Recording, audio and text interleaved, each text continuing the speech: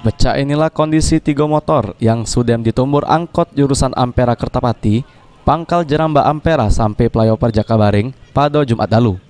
Di mana 4 ikut warga yang mengendarai motor harus dilari ke rumah sakit terdekat karena alami luka-luka. Sementara itu, supir angkot dewek inisial RS langsung diamankan ke Polrestabes Palembang guna jalani pemeriksaan.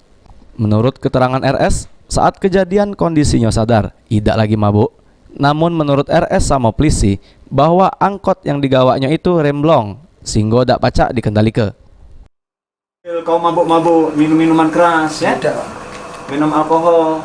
Tidak. Tidak. Sadar ya? Iya.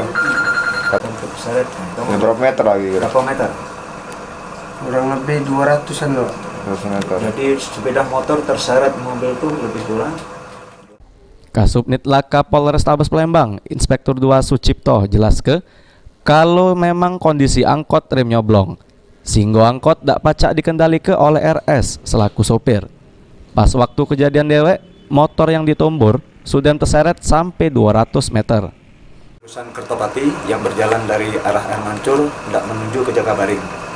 Nah, ketika mendekati turunan jembatan Ulu telah menabrak 3 sepeda motor yang berada di depannya dari arah dan tujuan sama.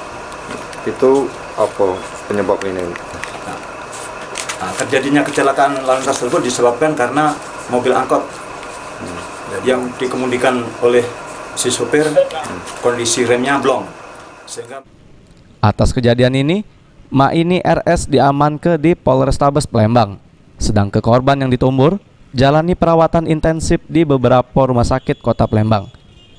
Abidin Riwanto, PAL TV.